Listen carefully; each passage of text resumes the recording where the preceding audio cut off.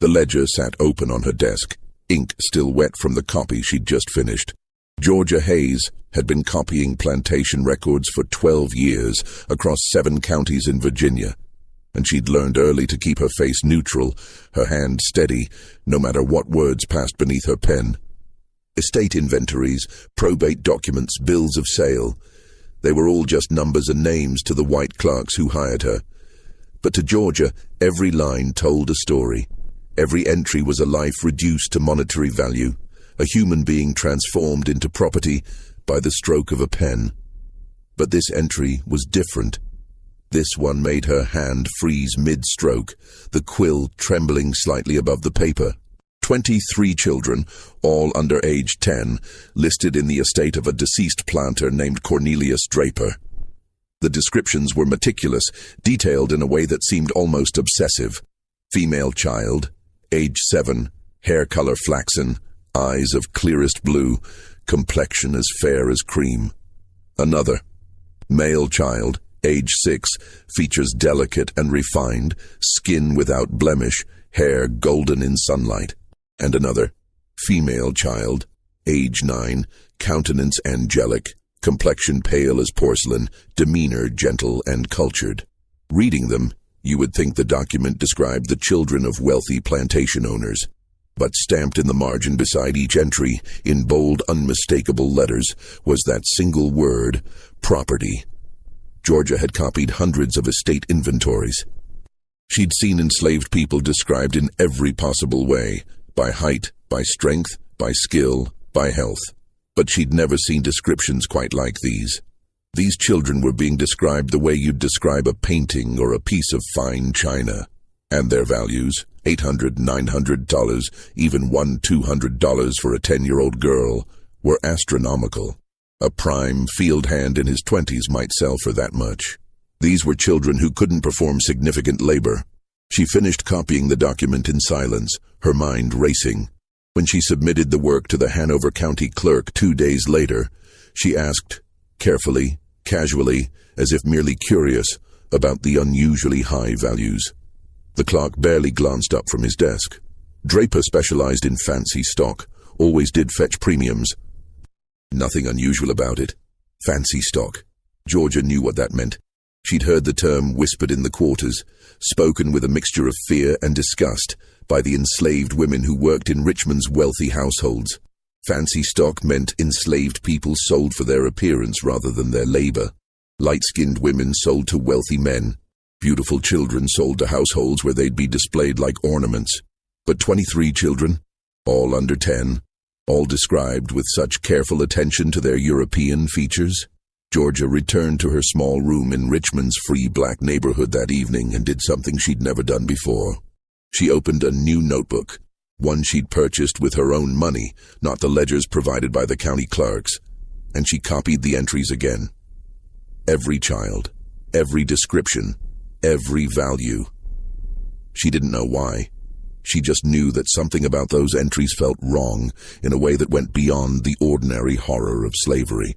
2 weeks later, she was hired to copy records in Chesterfield County. Another estate inventory, another deceased planter. This one had died in a riding accident, leaving behind a substantial property that included 17 enslaved people. Georgia's pen moved steadily across the page, copying names and values, and then she reached the section listing the children. 5 of them. Ages 4 through 9. Complexion nearly white. Hair of spun gold, eyes blue as summer sky, features delicate and refined, bearing no mark of African descent. Property, all of them. She felt her heart begin to race. Her hand continued copying, but her mind was calculating. 2 estates, 2 different counties, 2 different planters who died within months of each other. 28 children total, all described in strikingly similar language. It could be coincidence. Virginia had plenty of mixed-race children born into slavery. The system itself ensured that. But the sheer number, the consistent language, the extraordinary values, something about it felt deliberate. That night, she added the 5 new names to her private notebook. She wrote the planter's name, the date of death, the county, the names of the executors handling the estate. She told herself she was just being thorough, that it was simply her habit as a copier to keep meticulous records, but deep down, she knew she was looking for a pattern. Before we continue with the story of what Georgia Hayes discovered in those hidden ledgers and the dangerous web of secrets that would nearly cost her everything, make sure to subscribe to the channel and activate notifications. Drop a comment below telling us which state or city you're listening from, because this story spans across Virginia, but similar horrors were happening throughout the American South in the 1840s and 1850s. Let's discover together what Georgia uncovered in those forgotten records. Georgia Hayes was not a woman given to flights of fancy or wild speculation. She'd built her life on precision, on the careful measurement of ink to paper, word to meaning. Her father, Marcus Hayes, had purchased his own freedom in 1798, working for 23 years to save enough money to buy himself, then his wife, then eventually his 3 children out of bondage. He taught Georgia that freedom was something you built brick by brick, through discipline and caution and the careful avoidance of anything that might draw dangerous attention. Keep your head down, he'd told her when she was young. Do your work well. Make yourself valuable but never indispensable. Indispensable people become targets. He died when Georgia was 17, and she'd followed his advice ever since. She ran her copying business with quiet efficiency, charging fair rates, never complaining, never asking questions that might make white officials uncomfortable. She lived in a modest room, dressed plainly, attended church regularly, and maintained the kind of invisible respectability that allowed a free black woman to move through Virginia's administrative systems without attracting scrutiny. But now, sitting in her room with her private notebook spread before her, she was violating every principle her father had taught her. She was asking questions. She was looking for patterns. She was paying attention to things that powerful men clearly wanted, handled discreetly. By the end of 1849, her notebook contained 42 names. 42 children, ages 3 to 11, all described with careful attention to their light skin, European features, and refined appearance. All valued at prices that made no economic sense for child laborers. All appearing in the estates of wealthy planters who died suddenly or unexpectedly. Georgia began mapping it out. She drew a chart showing the counties: Hanover, Chesterfield, Goochland, Henrico, Prince George, Dinwiddie, Powhatan.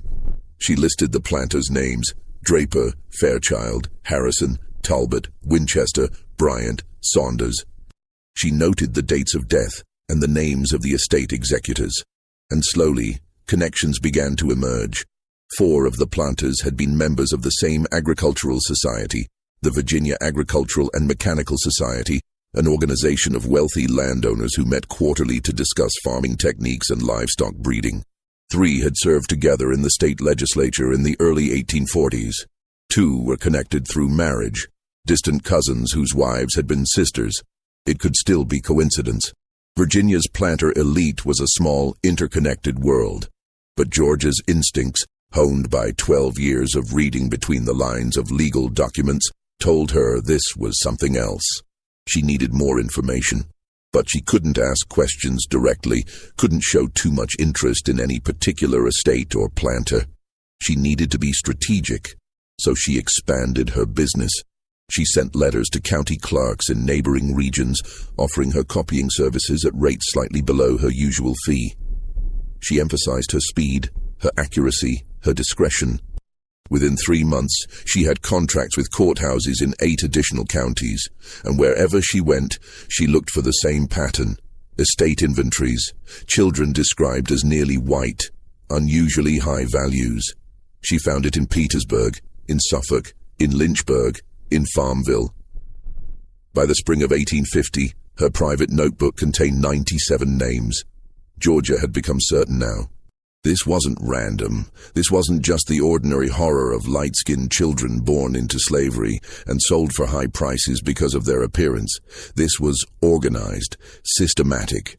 There were too many of them, appearing in too many estates that shared too many connections. But she still didn't understand the mechanism. How were these children being produced? Why did they only appear in certain estates? And why were they being sold so quickly after the planter's death? She needed to talk to someone who'd been inside the system, someone who'd seen what happened on these plantations. It took her 2 months to work up the courage to approach Grace. Grace worked in the household of Malcolm Preston, a wealthy Richmond merchant who prided himself on his progressive approach to slavery.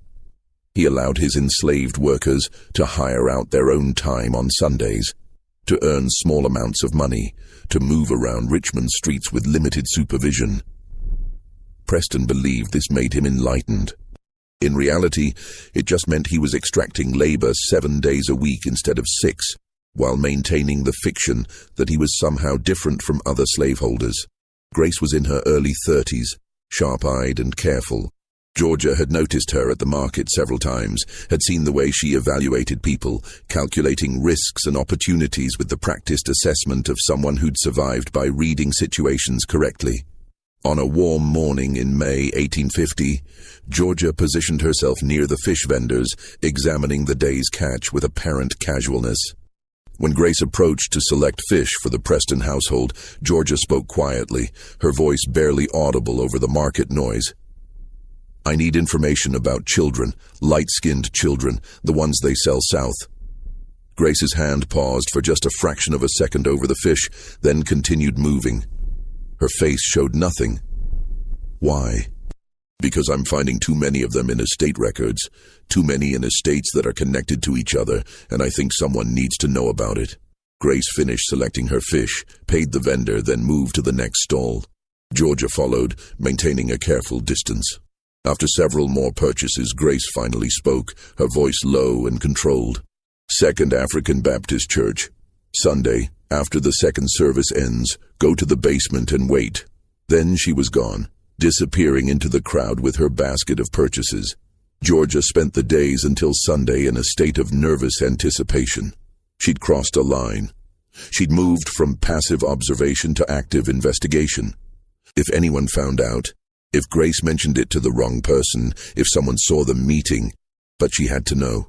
The names in her notebook had become more than entries to her. They were children, real children with faces and voices and lives, reduced to property descriptions and sale values. And something was being done to them, something systematic and deliberate that went beyond even the normal cruelties of the slave system. Sunday came. Georgia attended the morning service at First African Baptist, her usual church, then walked to Second African Baptist for the second service. The basement was used for Sunday school and community meetings, and after the service ended, a few people lingered there talking in small groups. Georgia positioned herself in a corner, waiting. Grace arrived with 2 other women. One was younger, maybe 25, with sharp features and cautious eyes. The other was older, perhaps 50, with graying hair and the kind of worn dignity that comes from surviving decades of impossible situations. They sat in the corner with Georgia, their voices barely above whispers. The younger woman was named Phyllis. She worked in a household in Henrico County. The older woman was Sarah. She'd worked on plantations in 3 different counties before being sold to a Richmond family. "You said you're finding records," Grace began. "How many?" 97 children, ages 3 to 11, all described as light-skinned or white-appearing, all in estates of planters who died in the last 2 years, all sold south through specific dealers.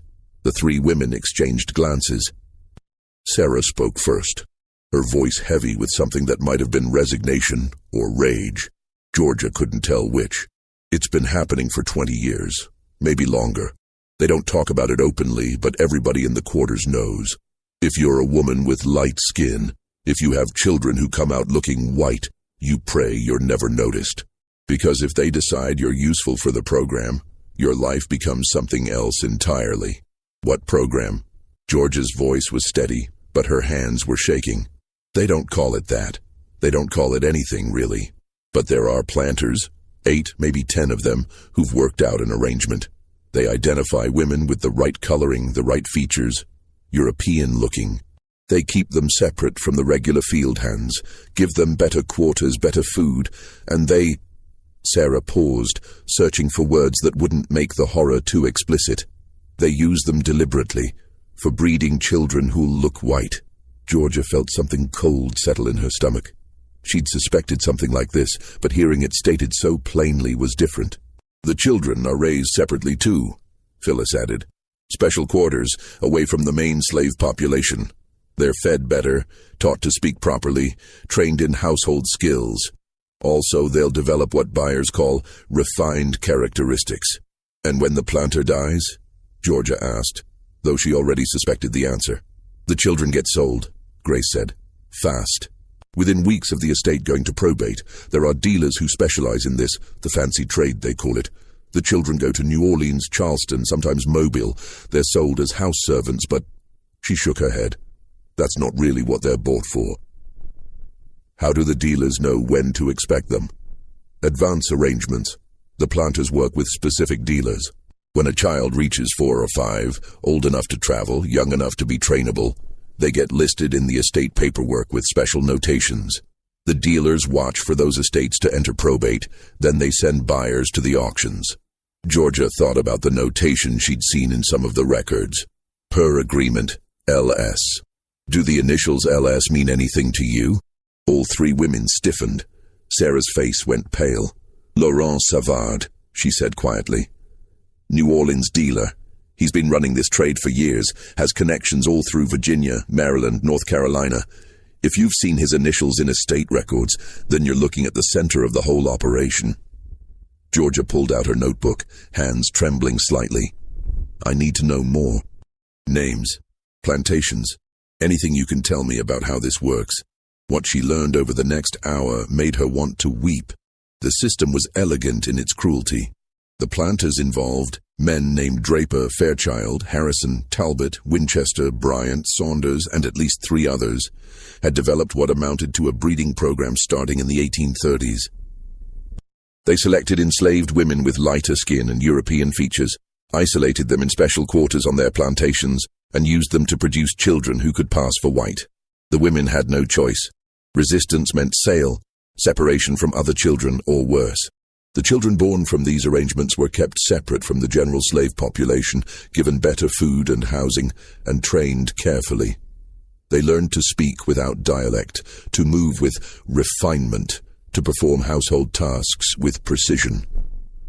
All so they'd be more valuable when sold. They treat it like breeding horses, Phyllis said bitterly. Improving the stock, they call it.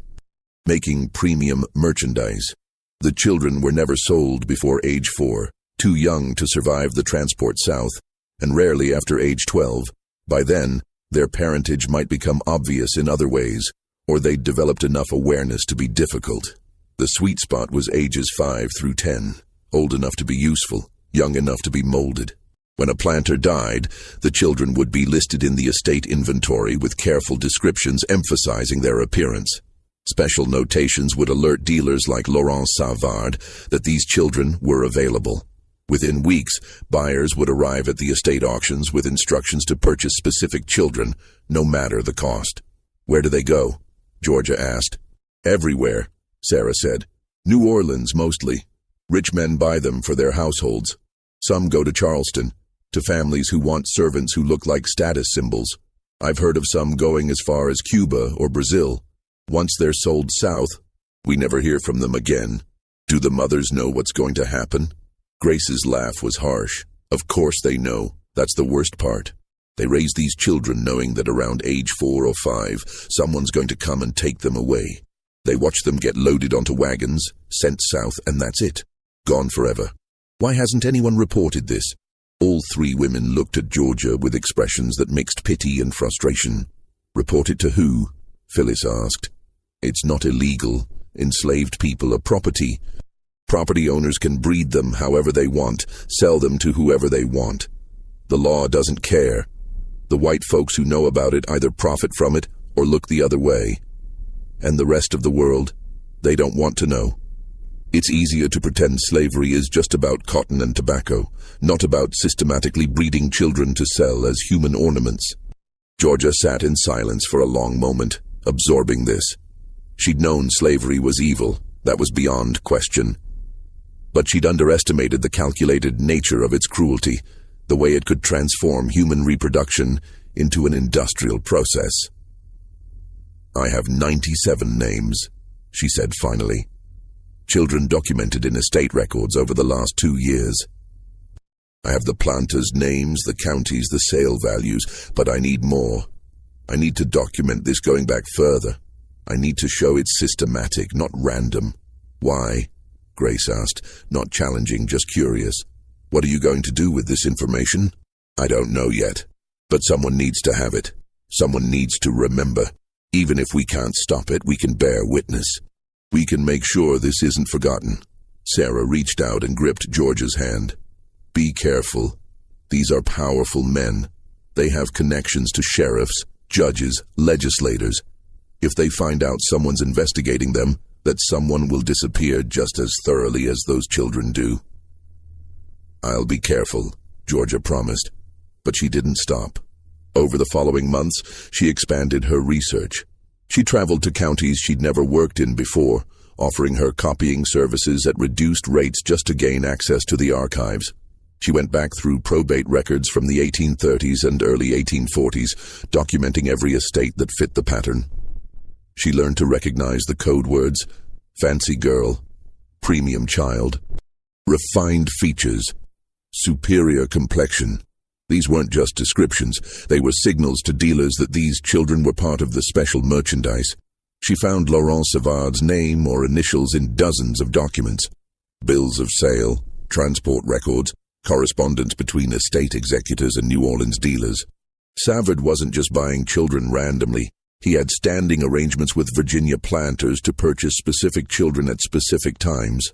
By the end of 1850, Georgia's private notebook contained 137 names. She'd traced the network back to 1833 and found evidence it had been operating continuously for at least 17 years.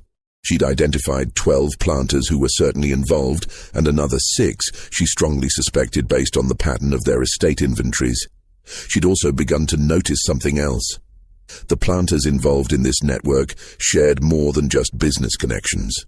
Many belonged to the same agricultural societies and political organizations. Several were Freemasons, members of lodges in Richmond and Petersburg. They witnessed each other's wills, served as executors for each other's estates, married into each other's families. This wasn't just a business arrangement. It was a network, a brotherhood built on the deliberate breeding and sale of children who looked white but were trapped in slavery. Georgia started keeping 2 notebooks.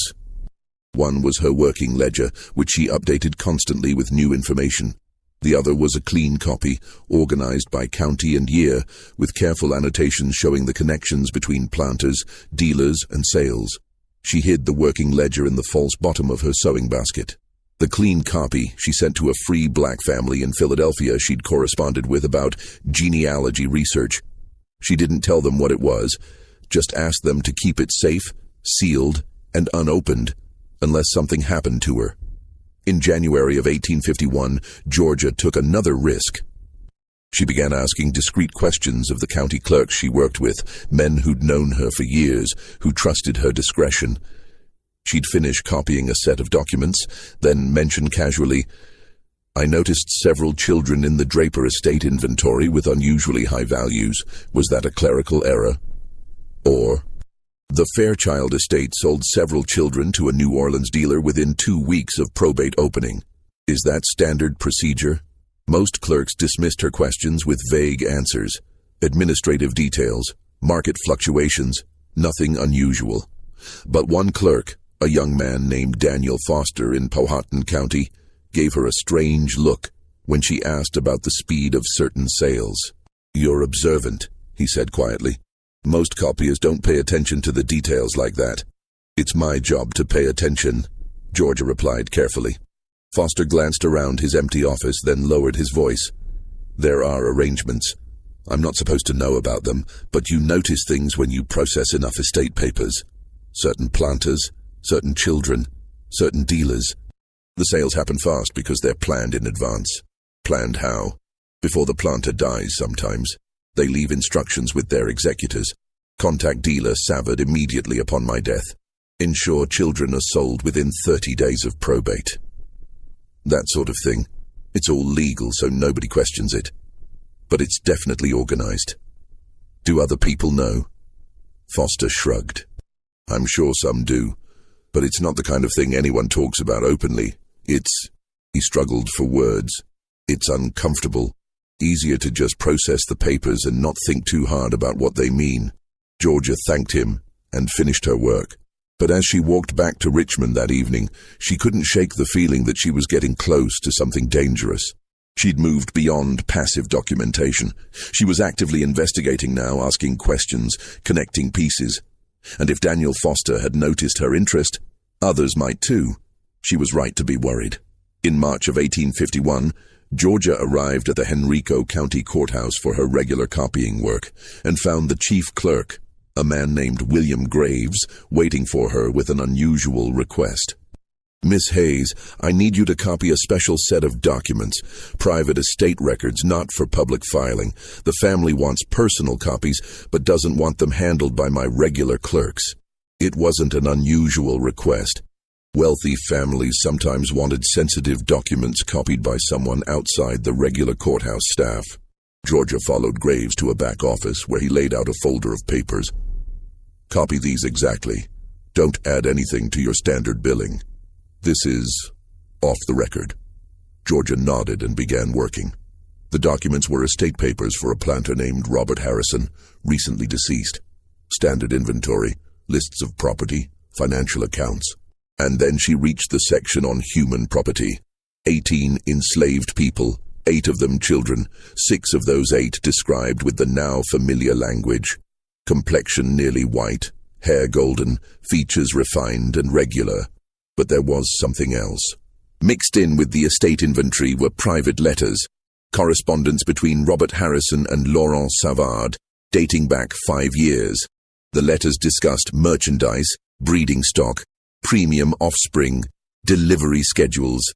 One letter, dated 1849, was shockingly explicit. The last batch you sent fetched excellent prices in New Orleans. 3 sold for over $1,000 each, which exceeds our projections. I encourage you to continue the program. With proper selection and management, we should be able to produce 6 to 8 premium children annually across all participating estates. Georgia's hands went cold as she copied the letters. This was evidence.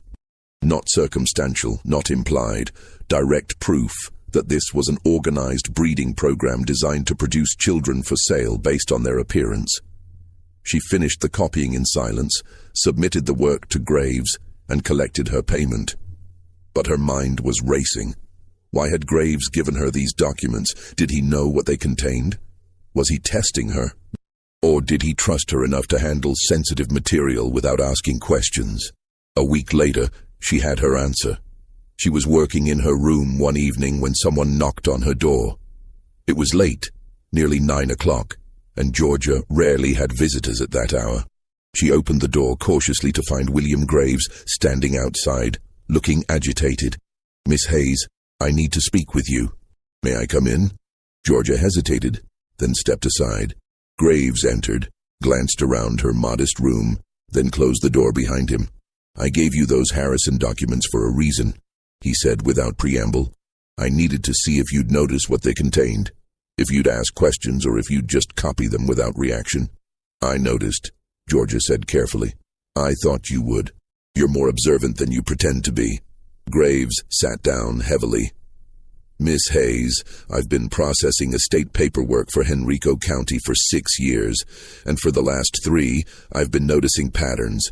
Certain planters, certain children, certain sales.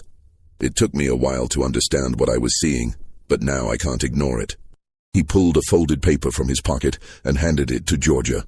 It was a list of names, planters, estates, dealers, dates.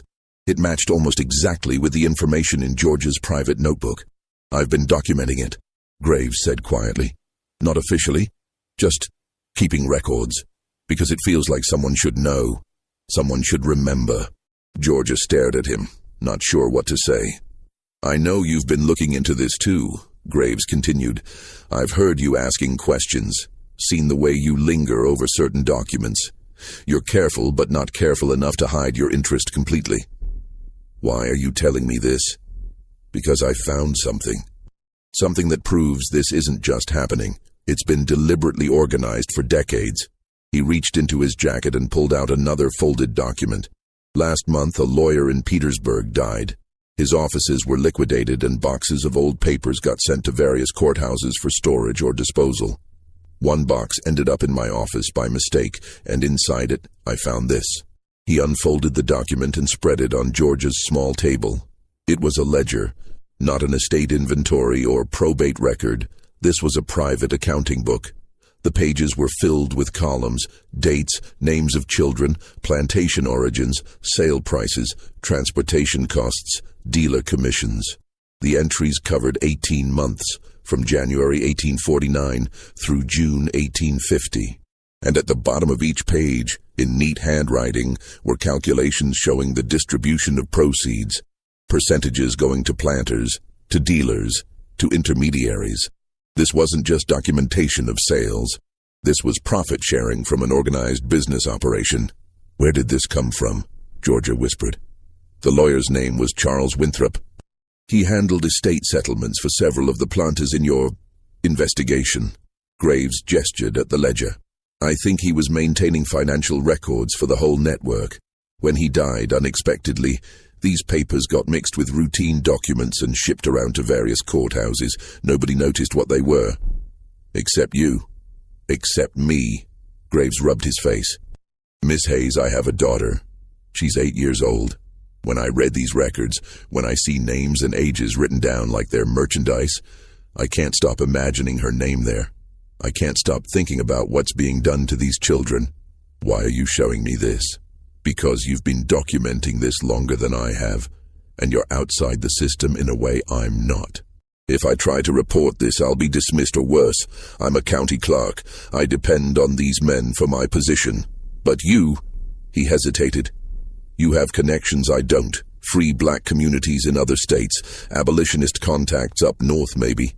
And you're careful, methodical. You know how to move through this world without drawing the wrong kind of attention. You want me to take this information north, to the abolitionists. I want someone to have it. I want someone to know. Even if nothing can be done, even if no laws can be changed, this needs to be documented. This needs to be remembered." Graves stood up. "I'm making you a complete copy of this ledger. It'll take me about a week. Come to my office next Friday evening after the courthouse closes. I'll have everything ready. And then you decide what to do with it. But Miss Hayes, be careful.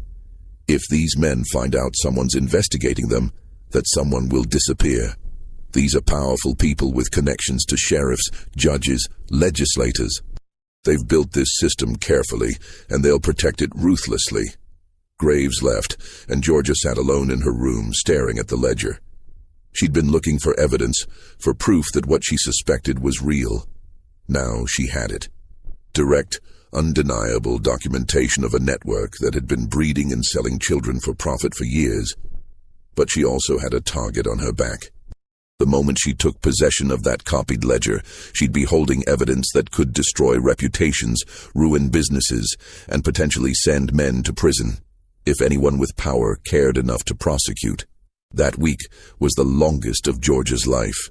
She went about her normal routine, copying documents, attending church, shopping at the market. But every moment felt weighted with anticipation and dread. She half expected Graves to change his mind, or for someone to come arrest her for some fabricated crime. On Friday evening, she walked to the Henrico County Courthouse just as the clerks were leaving for the day. She waited across the street until the building emptied, then approached the side door Graves had told her to use. It was unlocked. She slipped inside, moving quietly through the darkened hallways toward Graves's office. The door was ajar. Light spilled out from the crack. Georgia pushed it open and stopped cold. The office was in chaos. Papers scattered across every surface, drawers hanging open, filing cabinets rifled through. Graves's desk looked like someone had swept their arm across it, sending documents flying, and William Graves was nowhere to be seen. Georgia's heart hammered. Something was very wrong. She started to back toward the door, but a voice stopped her. "Miss Hayes." She turned to find Sheriff Coleman standing in the hallway behind her, flanked by 2 deputies. His face was grave, unreadable. "I need you to come with me." They brought her to a small room in the courthouse basement, not quite a cell, but close enough. Coleman sat down across from her, his deputies standing by the door. "William Graves is dead," Coleman said without preamble. "His body was found in the river this morning. They're saying he slipped on the muddy bank and drowned. Very tragic accident." Georgia felt her stomach drop. Accident. That's what the coroner ruled. No sign of foul play, just an unfortunate drowning. Coleman leaned forward, his eyes hard. But before he died, there seems to have been some confusion at the courthouse. Files misplaced, documents in disarray. "I'm told you were scheduled to meet with Graves this evening." "I've been doing regular copying work for Henrico County. I was supposed to pick up payment for last week's work." "I see." Coleman studied her for a long moment. "Miss Hayes, I'm going to be direct with you.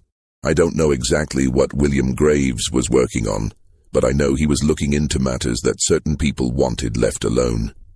Important people. People with connections to this courthouse, to the county government, to Richmond's finest families. I'm just a copier. You're more observant than that. And you've been asking questions about certain estates, certain sales. Multiple clerks have mentioned it." He paused. "You've built a good business for yourself here. You have clients who trust you, a reputation for reliability. It would be unfortunate if that were to change." The threat was unmistakable. "I haven't done anything illegal," Georgia said, keeping her voice steady. "No, you haven't, and I'd hate to see your business license revoked on some technical violation. I'd hate to see you have difficulty finding work. Richmond's a small city, Miss Hayes. Reputations are fragile things, especially for free black professionals." He stood up. "All of William Graves's papers have been secured. The courthouse records are intact. There's nothing to investigate. Do you understand?" "I understand." "Good. You're free to go, and Miss Hayes, I trust we won't need to have this conversation again." Georgia walked out of that courthouse and didn't look back.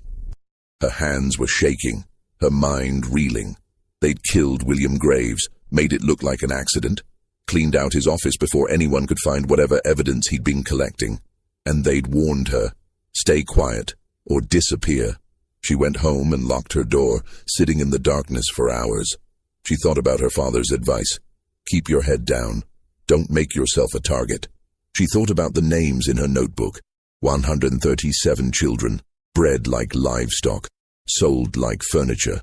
She thought about William Graves, pulled from the river with a coroner's convenient explanation, and she made a decision.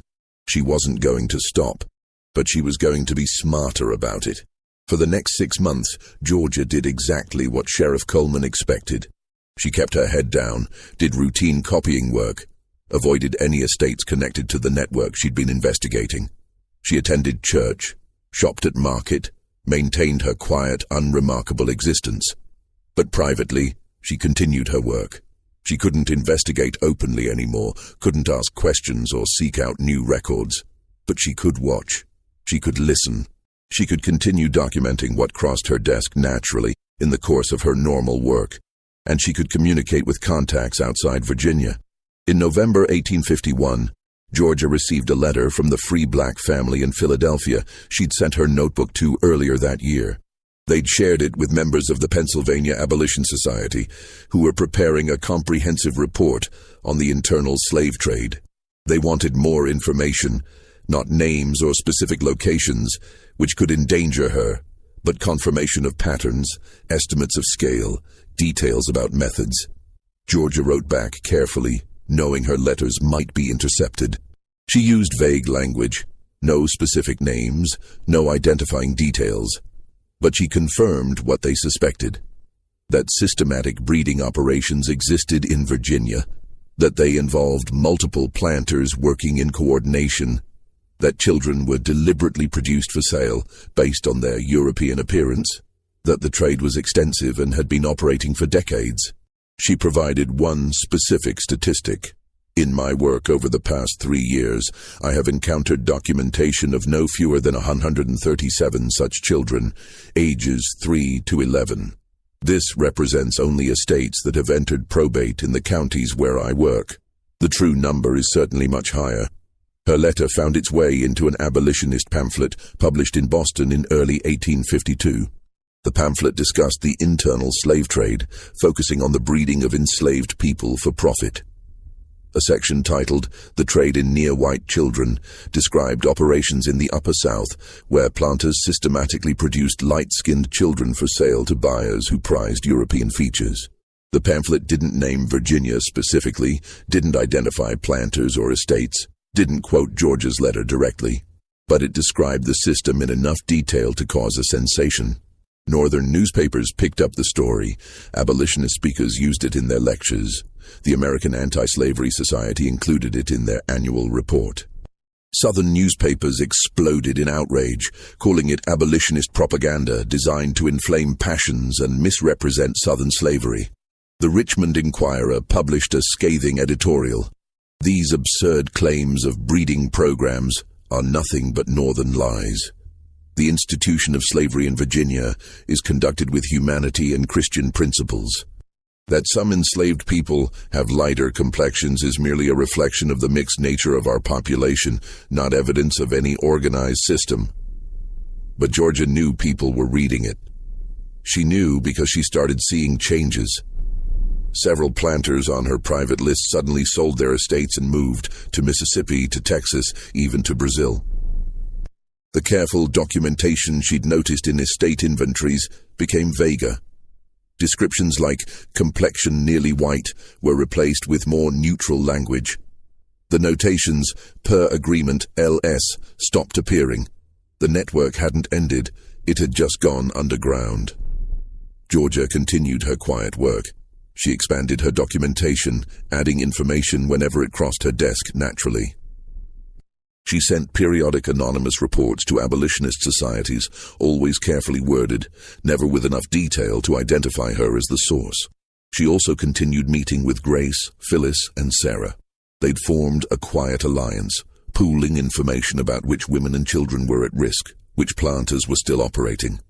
The women couldn't stop it. They had no power to intervene, but they could warn each other, prepare, bear witness. In June of 1852, Grace brought devastating news to one of their meetings. "They took Mary's daughter," she said quietly. "The youngest one, Anna. She's 6, light skin, gray eyes. They separated her last week, moved her to the special quarters. Mary's been half mad with grief." Mary worked in the same household as Grace. Georgia had met her several times, a quiet woman in her late 20s who'd already lost 2 older children to sail south. "Is there anything we can do?" Georgia asked, though she already knew the answer. "No. Preston sold her to a dealer 2 days ago. She's probably already on a boat heading down the coast." Grace's voice was flat, controlled. "Mary asked me to tell you something, though. She wanted you to write Anna's name down. In your book, she said, someone needs to remember. Someone needs to know she existed, that she was real, that she mattered." Georgia added Anna's name to her ledger that night. Child number 142. Over the next 3 years, she continued her work with grim determination. The Civil War broke out in 1861, and Georgia watched Richmond transform into the Confederate capital.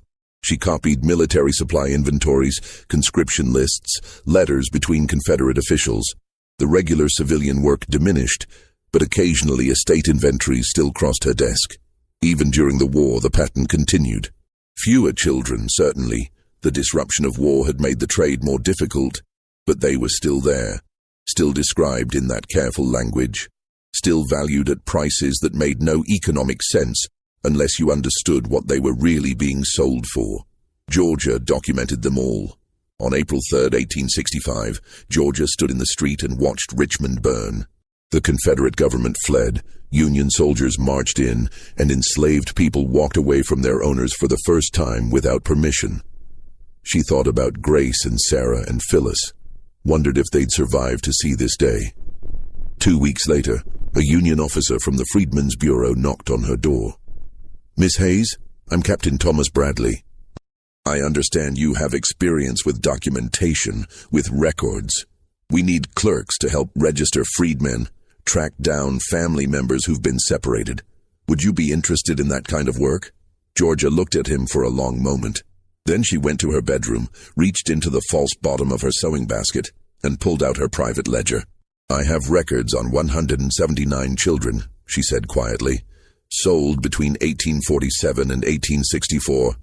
I have their names, approximate ages, the estates they came from, the dealers who purchased them.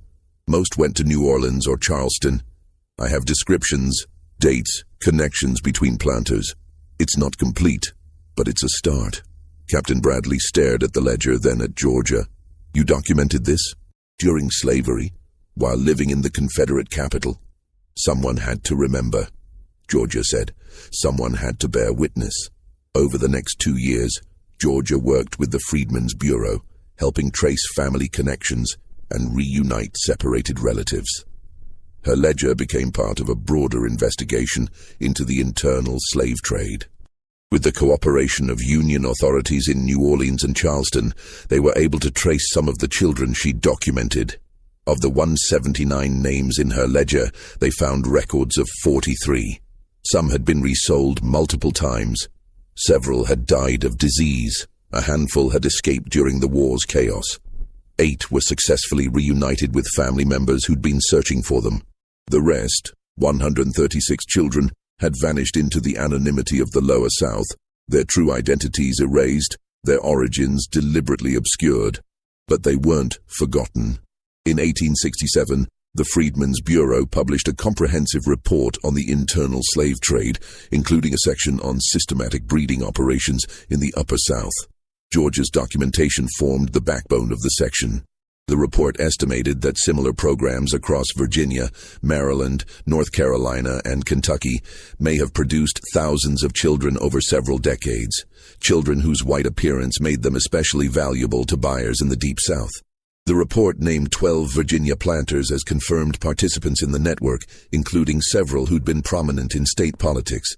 It identified Laurent Savard and 4 other dealers who'd specialized in the trade, and it included testimony from formerly enslaved women describing how the system had operated. The report was controversial. Some northern newspapers praised it as important documentation of slavery's horrors. Southern newspapers dismissed it as Reconstruction propaganda. Several of the named planters sued the Freedmen's Bureau, claiming defamation, though the lawsuits were quietly dropped when attorneys pointed out that the documentation was extensive and factual. In 1868, a journalist from Harper's Weekly interviewed Georgia as part of a story on the Freedmen's Bureau's work. He asked her why she'd taken such risks to document these children when she'd had no way to use the information, no assurance anyone would ever care. Georgia thought about William Graves, found in the river with a convenient explanation. She thought about Sheriff Coleman's barely veiled threats. She thought about Mary's youngest daughter, Anna, sold at age 6 and never seen again. She thought about 179 names written in her careful handwriting over 17 years. Because slavery wasn't just about labor, she said finally. It was about erasing people, making them invisible. These children, they could have passed for white, could have walked free if their mother's status hadn't marked them as property. They were evidence of something people didn't want to acknowledge. So I acknowledged it. I wrote it down. I made sure there was a record. And now, the journalist asked, now they're free, the ones who survived. They're adults living their lives somewhere. Maybe they don't remember where they came from. Maybe that's easier. But I remember. And this, she touched her ledger gently, this remembers. So what was done can never be denied. The article appeared in Harper's Weekly in March 1868. It mentioned Georgia's work only briefly. She declined to give her full name, still wary even 3 years after the war. But the article described her ledger, described the network she'd uncovered, described the systematic breeding and sale of children based on their appearance. The article was widely read. It was reprinted in several newspapers. It became part of the growing documentation of slavery's horrors that emerged during Reconstruction. But in the South, it also generated a backlash. Several former Confederates wrote editorials claiming the whole story was fabricated, that no such system had ever existed, that the Freedmen's Bureau was manufacturing evidence to justify Reconstruction policies. Georgia read these denials with bitter amusement. She had the ledgers. She had the estate records. She had the bills of sale. The documentation was real, carefully preserved, verified by multiple sources. But people who wanted to deny the horror of slavery would deny anything, no matter how well documented. She continued her work with the Freedmen's Bureau until 1870, when funding for the program was reduced and many clerks were let go. By then, she'd helped document thousands of family separations and assisted in hundreds of reunifications. Her contribution was noted in the Bureau's final reports as invaluable. Georgia returned to copying work after leaving the Bureau, but now she worked primarily for black businesses and organizations, churches, fraternal societies, schools. The work paid less, but it was safer. Virginia in the 1870s was becoming increasingly hostile to black political participation, and Georgia had learned to be cautious about drawing attention from white authorities. She kept her ledgers, though. The original notebook, worn and filled with her careful handwriting, stayed in her possession. She added notes occasionally, updates when she learned the fate of a child she documented, or when someone came searching for family members who matched names in her records. In 1875, she was contacted by a woman named Catherine Freeman, who'd seen the Harper's Weekly article and recognized details of her own story. Catherine was 28, living in Boston, working as a seamstress. She'd been sold from a Virginia plantation at age 7 and had spent 15 years in New Orleans before escaping during the war. "I don't remember much from before," Catherine told Georgia when they met. "Just fragments. My mother's face, a small cabin separate from the others, other children who looked like me. And then one day men came and put us on a wagon, and I never saw my mother again." Georgia consulted her ledger, tracing through entries from 1854. She found it. Female child, age 7, named Catherine. Pale complexion, blonde hair, green eyes. Chesterfield County, estate of Thomas Winchester. Sold January 1854 to dealer M. Thompson, New Orleans. "Your mother's name was Sarah," Georgia said gently. "She was listed in the same estate inventory. Still alive as of 1854, age 29. I don't know what happened to her after that." Catherine wept. "I didn't know her name. I couldn't remember. After 21 years, I thought I'd never know." They spent the afternoon going through records. Georgia couldn't provide Catherine with a reunion. Sarah's fate after 1854 was unknown, but she could provide information. The name of the plantation, the county, the names of other enslaved people listed in the same inventory who might have known Sarah, might have remembered Catherine. It wasn't much, but it was something. It was memory rescued from erasure. Over the next 15 years, Georgia was contacted by 11 other people who recognized details from the Harper's Weekly article or from Freedmen's Bureau reports. Some were children from her ledger, now adults trying to piece together their origins. Others were family members searching for lost relatives. Georgia helped when she could. She opened her records, shared what she knew, connected people with information. Sometimes it led to reunions. More often it led to confirmation that a loved one had died, or had been sold so many times that their trail was impossible to follow. But even when the news was tragic, people were grateful. "At least I know," one man told her. "At least I know what happened. At least someone remembered." Georgia Hayes died in 1891 at age 70. Her obituary in the Richmond Planet, a black newspaper, noted her decades of work documenting slavery's horrors and helping reunite separated families. It mentioned her ledgers, her contribution to the Freedmen's Bureau's work, her role in exposing the systematic breeding and sale of light-skinned children. In her will, she left her documentation to the Library of Congress, along with a letter explaining the ledger's contents and her methods of investigation. The papers were catalogued and preserved, becoming part of the historical record.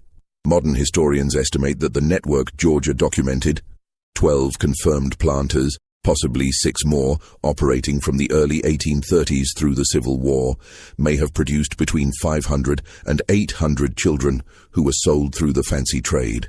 Georgia's ledgers document 179 of them by name, making her records one of the most comprehensive first-hand documentations of this aspect of the internal slave trade. The children she documented are mostly lost to history now. The majority died without leaving records. Some may have had descendants who never knew their ancestors' origins. A few may have successfully passed into white society, their true heritage forgotten or deliberately erased. But Georgia Hayes made sure that at least 179 of them were remembered. In her precise, careful handwriting, maintained over 17 years at considerable personal risk, she preserved their names. She bore witness to what was done to them. She ensured that even the most deliberately hidden crimes would eventually be brought to light. The ledgers still exist. They're available to researchers at the Library of Congress, fragile pages filled with Georgia's neat script. Names, ages, descriptions, counties, dates. Each entry represents a child who was seen, documented, and remembered, even when the system that enslaved them worked tirelessly to make them invisible. What do you think of this story? Do you believe everything was revealed? Leave your comment below. If you enjoyed this tale and want more historical mysteries like this, subscribe, hit the notification bell, and share with someone who loves uncovering forgotten truths. See you in the next video.